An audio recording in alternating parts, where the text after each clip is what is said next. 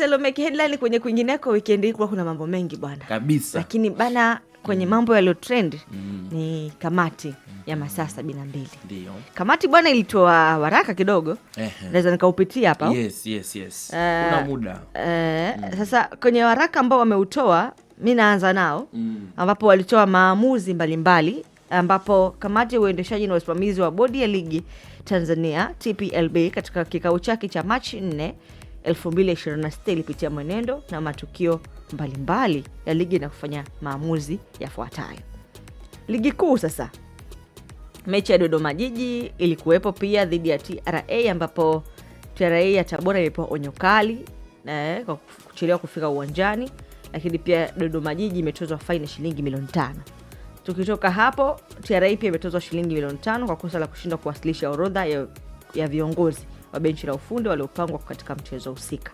Namungo dhidi ya Young Africans na ni mchezo ambao pia ulikuwepo ambapo mwamuzi wa kati wa mchezo tajwa hapo juu Abdalla Mwenye Mkuu kutoka Singida ameshushwa daraja la uamuzi kwa makosa ya kujirudia ya kushindwa kutafsiri vyema sheria za mpira wa miguu na kushindwa kuchukua hatua kwa vitendo vya ukiukwaji wa sheria za mpira. Pamoja na matukio mengine, mwamuzi huyo alishindwa kutafsiri sheria katika tukio la mchezaji Abdul Karim Kesanya na Namungo kuvutwa jezi na mchezaji wa Young African Musa Damaro ndani ya eneo la penalty, hivyo kushindwa kuchukua hatua stahiki kwa mujibu wa sheria za mpira. Hii tuliwahi kuidiscuss na tukasema ilikuwa ni clear. Yes. Na mwamuzi huyo Disemba aliadhibiwa na kuondolewa kwenye orodha ya waamuzi wa mizunguko 5 kutokana na matukio ya aina hii. Sasa adhabu hiyo pia ilikuwa kwa mujibu wa kanuni 42 kipengele cha kwanza 8 ya ligi kuu kuhusu udhibiti wa waamuzi. Mechi nyingine ni ya Dodoma Jiji ambayo ilikuwa imeisha kwa suluhu ya 0-0 pale Jamhuri dhidi ya Simba Sport ambapo mchezaji Selemani Mwalimu wa klabu ya Simba ya Dar es Salaam amefungiwa michezo 3 na kutozwa faini shilingi milioni 1 kwa kosa la kumpiga kiwiko kwa makusudi mchezaji Andy Bikoko wa Dodoma Jiji wakati wa mchezo utajwa hapo juu. Adhabu hii ni kwa kanuni ya ibara 41 kipengele cha 5.2 ya ligi kuu kuhusu udhibiti wa wachezaji. Klabu ya Simba pia imetozwa faini shilingi milioni 5 kwa kosa la mashabiki wake kumrushia chupa za maji mchezaji William Edgar wa Dodoma Jiji. Lakini pia klabu ya Dodoma Jiji nao haijaachwa, nayo imetozwa faini shilingi milioni 5 kwa kosa la maofisa wake wa huduma za huduma ya kwanza Red Cross kuonesha mara kadhaa wakichelewa kwa makusudi. Lakini pia mwamuzi wa akiba wa mchezo tajwa hapo juu Charles Simon kutoka Dodoma amefungiwa michezo 3. Mpaka sasa tumeelewana. Lakini pia mchezaji Abdi Banda wa klabu ya Dodoma Jiji amefungiwa michezo 3, ndio tulizungumza pale mapema kwamba atakosa hata mchezo huu, si ndivyo? Na kutozwa faini shilingi milioni 1 kwa kosa la kufanya kitendo kisicho cha kiwana michezo kinachokizana na maadili ya mchezo wa mpira wa miguu kwa kujirusha kwenye machela, kitendo kilichotafsiriwa kama hila ya kupoteza muda. Tuko sawa? Ndio. Haya. Mechi namba 054 ama mechi namba 54 ya ligi kuu ya Young Africans dhidi ya Simba. Hii ndio mechi ambayo imezua mambo mengi kichana na tukio la Selemani Mwalimu. Sasa hapa klabu ya Simba imetozwa faini ya shilingi milioni 5 kwa kosa la kuingia kwenye uwanja wa Amani pale Zanzibar kupitia mlango usio rasmi kuelekea katika mchezo utajwa hapo juu Machi mosi 2026 kinyume na matokeo ya kanuni. Haya, klabu ya Simba pia imetozwa faini ya shilingi milioni 5 nyingine tena, jumla milioni 10 mpaka hapo kwa kosa la kukataa kutumia chumba rasmi cha kuvalia kwenye uwanja wa Amani ambapo walitumia chumba cha kufanya mkutano wa wanahabari kwa shughuli hiyo kabla ya kuanza mchezo. Yaani dressing room iliboka kuwa chumba cha wanahabari. Klabu ya Young Africans nayo na Simba Sports zimetozwa milioni 5 kila moja.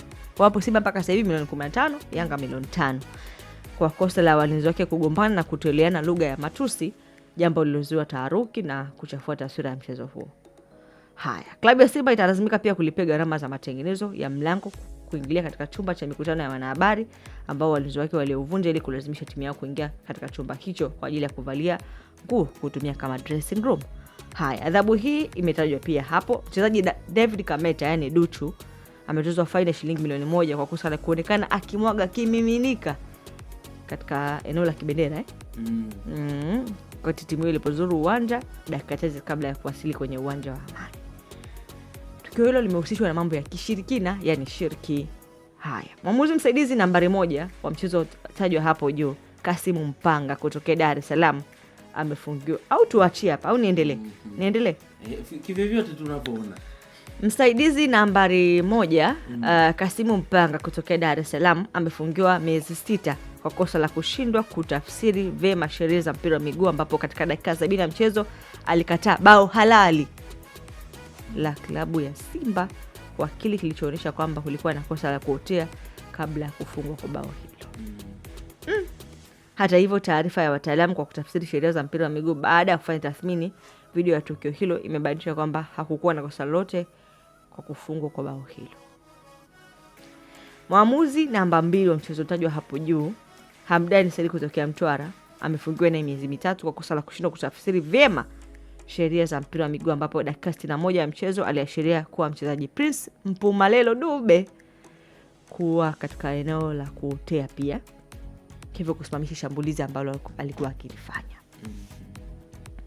Mpaka hapo tumesikia adhabu mbalimbali ambazo timu hizi zimekutana nazo. Cheo, kabla sijaenda kwenye taarifa ya Young Africans ya kutaka maelekezo na ufafanuzi kutoka kwa bodi ya ligi. Sawa, maoni yangu mimi ni kwamba kwanza nilikuwa na kama swali na tutasaidiana hapa studio, lakini pia naweza likabakia kwa wenye mamlaka. Unalitupa, unataka ufafanuzi. Impact. Unajua tukio tunazungumzia kitu chochote ambacho kinaanzishwa tunategemea matokeo yake. Sure. Kama ni kitu kwa ajili ya kusolve, tunategemea hicho kitu kikisolve, tunategemea impact. Sasa kamati ya masaa 72 ilianzishwa kwa lengo la kuwa linatoa tathmini ya kile ambacho itakuwa inakiona kwenye michezo kwa masaa 72 kwenye kila mzunguko ambapo unakuwa unacheza, ama kila ligi inapochezwa kitimia ikikaa wanakuja kutoa tathmini yao. Niweke sawa. Ile neno saa 72 haikuja kwa sababu ya kutafuta validity hiyo yenyewe, na ni kamati ya usimamizi na uendeshaji wa ligi. Isipokuwa imezoeleka kutumia neno saa 72 kwa sababu ya yule aliyekuwa kiongozi wao aliyeondoka. Alisemaga ndani ya saa 72 tutakuwa nimeshatoa maamuzi. So wengi wakaibatiza hivyo, lakini jina lake rasmi ni kamati ya usimamizi na uendeshaji wa ligi. Okay. Lakini pia kikanuni haina muda maalum kwamba lazima kutane ndani ya saa 48. Haijawahi kuwa nani. Sawa. Sasa tuweke hivyo kwenye mlengo mzuri na afadhali umeifafanua. Hiyo kamati ya usimamizi wa ligi imewekwa kwa lengo la kuisimamia ligi na kutoa masuluhisho pale ambapo kuna jambo lilitokea na wanakuja na namna ya kulisolve. Sasa hii kamati imekaa kwa muda mrefu, imekaa kwenye ligi kwa muda mrefu. Mimi nilikuwa nataka kuangalia impact ya kamati yenyewe kwenye ligi, kwenye ama. Nimekuelewa. Unajua Cheo anachokitaka ni nini? Anataka kujua kwamba unajua ameshaka kwa muda mrefu kwenye ligi, imeshahukumu vya kutosha. Labda mabadiliko ya ambayo yamesababishwa na kamati ni yapi? Kwamba waamuzi kuna baadhi ya makosa watayaacha kabisa. Kuna baadhi ya vitu hatutoviona kabisa kutokana na kwamba kamati itakuwa imesaidia, au kamati yenyewe ipo tu kwa ajili ya kukaa na kusubiri matokeo yatokee watoe. Na hapa kabla upete hujaongea kuna engo ambazo unatakiwa kuziangalia, ambazo nitamani kupata mfano ili unapoongea uongee kwa moja kwa moja. Mfano tunazungumza, mimi niende kwenye issue niachane na hizi Simba na Yanga, naenda kwenye issue ya Namungo. Kuna impact gani kwenye ile decision ambazo wameiamua, ambayo either ina madhara kwa mchezaji ama ina faida kwa timu? Mfano kamati yenyewe imesema kwamba Damaro alifanya madhambi na aliwanyima nafasi Namungo ya kwenda kufungwa, kwa maana ilikuwa inakwenda kuwa mkwaju wa penalti. Hiyo ni nafasi, sio goli. Sasa wao wamekuja kutoa adhabu kwa muamuzi. Sasa hiyo ina impact gani kwa mchezaji, kwamba mchezaji hili siku na kesho na kesho kutwa asirudie kufanya tukio lile kwenye mchezo, kwamba amewanyima Namungo, na maana amewanyima Namungo hiyo ni makusudi. Amewafanya Namungo asipate nafasi ya kwenda kufunga goli. Sasa matukio kama hayo ambayo klabu haijanufaika, mchezaji hajaadhibiwa, wameenda kumwadhibu mwamuzi. Yani kuna faida gani sasa ya hiyo kamati wakati wale walengwa wote wawili hawajapata shida yoyote wala hawajapata faida yoyote? Okay, sawa. Nitakupa kisa cha Dennis Aitekins cha mwaka 2017 kwenye ushindi wa bao 6-1 ambao Barca waliupata dhidi ya PSG. Magoli mawili yalitokana na makosa ya mwamuzi, mkwaju wa penalty wa kipindi cha kwanza na goli la Neymar mojawapo ilikuwa pia ni changamoto ya mwamuzi. Dennis Aitekins ndiye aliyehukumiwa baada ya pale. PSG hawakupata faida wala Neymar wala Suarez aliyejiangusha hakuadhibiwa. Sio, unanifahamu? Bahati mbaya moja ya mpira ni kwamba mpira unatambua zaidi historia regardless ya kuumiza ama ya kufaidika. Ndio maana kwenye Euro Spain kawa bingwa akawa amenufaika na makosa ya mwamuzi kwenye mchezo dhidi ya Ujerumani. Mchezo ule aliucheza mpira kwa mkono beki wa kushoto wa Chelsea, Marco Correa. Kwa hiyo kwenye mpira it's okay kwamba dhulma itakuwepo. Na hiyo impact atakayenufaika nayo inawezekana akawa ni mtu mwingine, na atakayedhurika nayo inaenda kwenye saidi karibu 3 tofauti. Sio, unanifahamu? Kwa mfano, yani hata wao hawana mandate, kanuni haimtambui Damaro kwenye lile kosa kwamba anastahili kuadhibiwa, si ndio? Kanuni inamtambua anayetakiwa kuadhibiwa pale ni mwamuzi ambaye alikuwa karibu na lile tukio, kwa sababu mwamuzi kazi yake ni ku-officiate game, si ndio? Mwamuzi haja-officiate kwa usahihi, kwa sababu kama ange-officiate kwa usahihi Damaro alitakiwa kuadhibiwa na Yanga ilitakiwa kuadhibiwa, si ndio? Lakini mwamuzi haja-officiate kwa usahihi. Kwa hiyo nani ambaye anakuwa in charge kwenye kanuni? Ni mwamuzi. Wao wamerifa kanuni. Kinachotakiwa kufanyika ni kanuni ambazo zitakuja sasa kuattach na impact ya mechi. Kwa mfano pia kuna mechi nafikiri msimu uliopita Liverpool walikataliwa goli lao. Baadaye chama cha waamuzi kile PGMOL walivyokuja wakatoa statement kwamba lilikuwa ni goli halali ama lilikuwa ni sahihi. Hapa ndo na swali upete. Sasa maboresho ya FIFA mojawapo ambayo ilikuwa ni suggestion ilikuwa ni kwamba namna gani timu ambazo zinaathirika na maamuzi zitaanza kupata faida ya kimaamuzi. Nina swali kwenu. Na ya mwisho pengine kabla sijanani. Hiyo ya waamuzi sasa ili clear. Nina swali. Na hili nafikiri mtawajibu kwa watu wote wa Bao la Asubuhi na watu wengine mtawaachia maswali kama ambavyo alisema Cheo. Kuna mambo naona kama kamati ya waamuzi ama baraza lile la waamuzi liachiwe maswala ya waamuzi. Kuna watu wengi sana wamelalamika kwamba adhabu zilizotolewa kwa waamuzi hapa haziko sawa na ni matukio ambayo yanafanana. Matukio yote mawili ni kwamba ni wameotea, si ndio? Tukio la Prince Dube na tukio la Selemani Mwalimu. Lakini ukiangalia adhabu ambazo wamepewa wale waamuzi ni tofauti. Mmoja kafungiwa miezi 3, mmoja kafungiwa miezi 6. Ndivyo. Kwa nini haya mambo wasiachiwe waamuzi wenyewe? Kuna kamati ya waamuzi Tanzania inaweza, kama inaweza kweli kufundisha, kutrain na kufanya vitu kama hivyo kwa wao waamuzi ambao tunakuja kupewa kwenye ligi.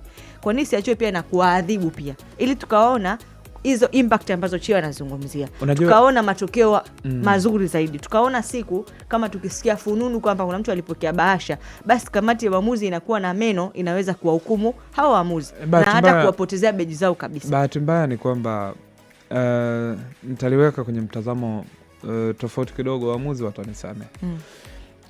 Waamuzi wana umoja wao na vyama vyao. Lakini impact yake hutaiona kwa sababu havijasimama kuwa watetezi wa waamuzi. Hawana hayo meno kama yani kwa nini tusiwaone kwenye bodi ya chama cha makocha kile frat, si ndio?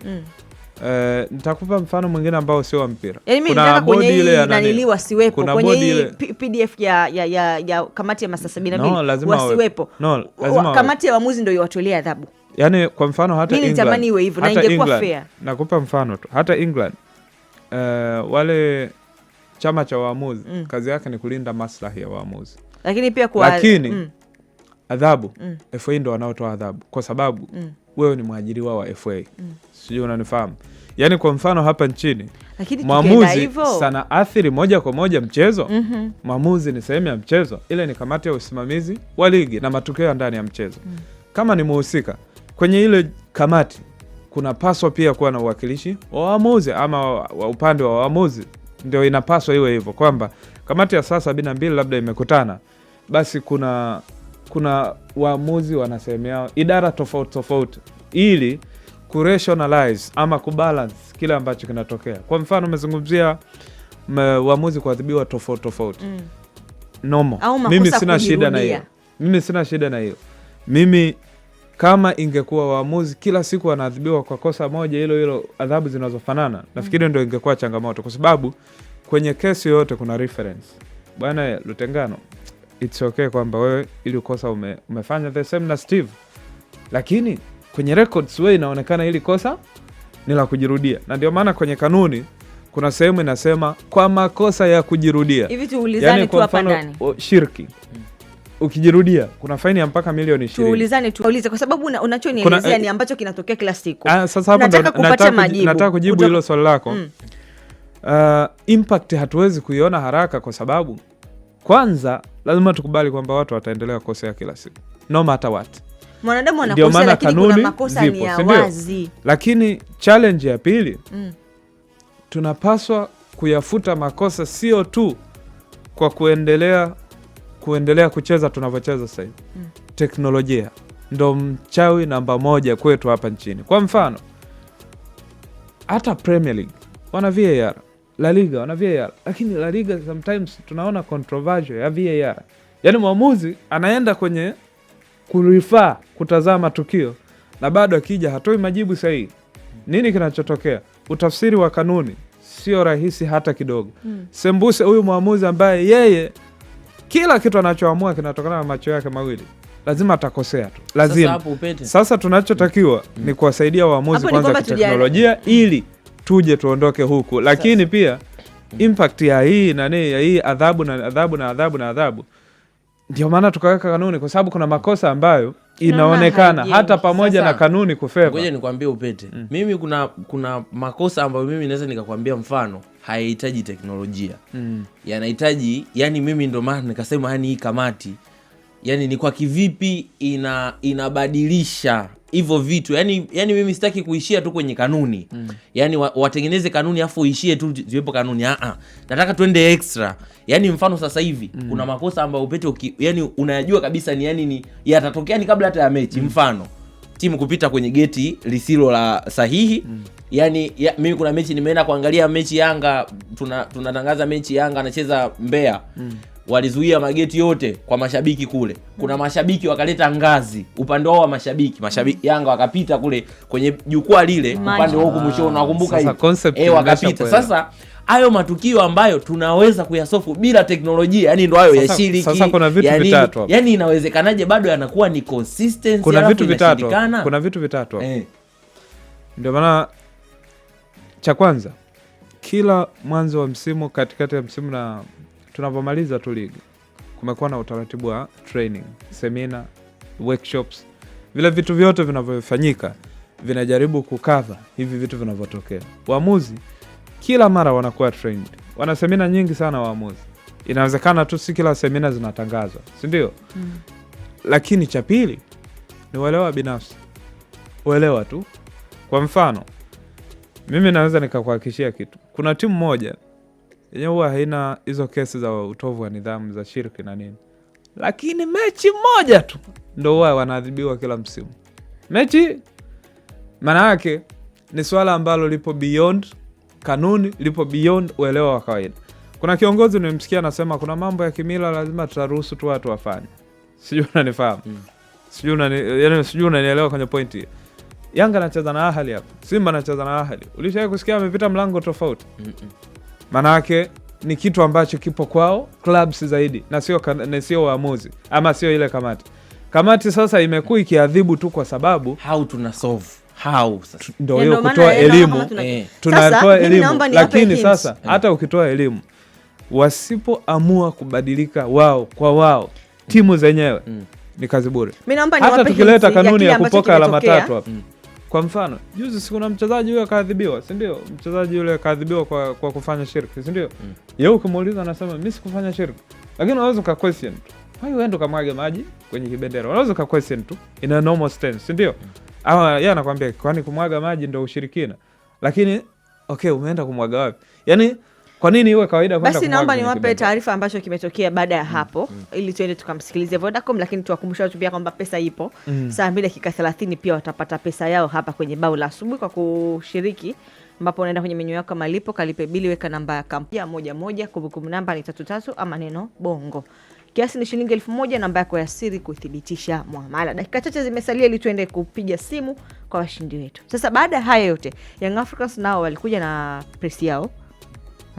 Na wakataka kama ufafanuzi. Ndugu zangu, mimi naisoma tu kama ilivyoandikwa. Yanga tumewaandikia barua bodi ya ligi tukihitaji kupata ufafanuzi wa kina juu ya adhabu iliyotolewa na kamati ya saa 72 kwa mchezaji Selemani Mwalimu. Msimu huu wachezaji 5 wamefungiwa mechi 5 kwa kosa linalofanana na Mwalimu, lakini yeye amefungiwa mechi 3. Tunahitaji bodi iweke bayana kuna upekee gani wa tukio la Mwalimu lililoifanya kamati ya saa 72 kutumia kanuni tofauti ya ibara ya 41.5.2 na wengine watumie kanuni ya 41.21. Jambo la pili, tumetaka bodi ya ligi itoe ufafanuzi kwa nini kamati ya 72 ilichelewa kukutana kama kanuni inavyoeleza ili kufanya mapitio ya makosa mbalimbali na kutoa hukumu kwa waliobainika, ikiwemo tukio la mchezaji Selemani Mwalimu. Aidha, mechi nyingine zilipita, kamati ya saa 72 ilikutana kwa wakati na kutoa hukumu. Kulikuwa na changamoto gani iliyopelekea kucheleweshwa kwa haki? Tarehe nilikuwa nalifaa hapa ili nisije nikaongea kitu ambacho cha tofauti. Jambo la tatu, namalizia kabisa. Au namalizia. Jambo la tatu, kamati ya saa 72 imetoa hukumu kwa waamuzi wasaidizi 1 na 2 kwenye mchezo wa Yanga dhidi ya Simba baada ya kushindwa kutafsiri sheria namba 11, yani offside. Waamuzi hao wamehukumiwa kwa kanuni moja ya 42 kipengele cha kwanza 1.8, lakini mmoja amefungiwa miezi 6, mwingine amefungiwa miezi 3. Tunataka tujue sayansi gani imetumika hapa kuchanganua adhabu hizi kwa tofauti kiwa wote wamefanya kosa moja la kushindwa kutafsiri sheria moja. Je, kamati yetu inayo sayansi ya kuona kesho kwa kubaini kwa Prince Dube asingefunga nafasi aliyopata? Lakini pia jambo la 4, kwa mujibu wa sheria za FIFA, goli halali ni lile goli pekee ambalo limeruhusiwa na mwamuzi wa kati. Lakini kinyume na hapo hakuna kamati wala sheria au kanuni ambayo ina mamlaka ya kuahirisha goli ambalo halikuidhinishwa na mwamuzi wa kati. Kauli ya kwamba Simba amenyimwa goli halali imeleta taharuki kwa umma. Tumeandikia kamati tuulize imetoa wapi mamlaka ya kutangazia umma kwamba lile ni goli halali. Hizi ni baadhi tu ya changamoto, ni nyingi sana. Natamani kusikia maoni yenu. Tarehe 11 Disemba 2025. Tuwasikilize kwanza Vodacom. Kwa sababu mna mengi ya kuongea. Hapo patamu sana. Haya, saa 2:29. Kumbuka kwamba ukiwa na ruta ya 4G ama 5G, basi unaambiwa hii ni nyingine ya kwanza Tanzania kwa sababu inashika kasi popote pale. Kutana na wakubwa mtandao nambari 1 Tanzania, yani super duper Vodacom. Iwe 4G au 5G, mjengoni panashika na Vodacom.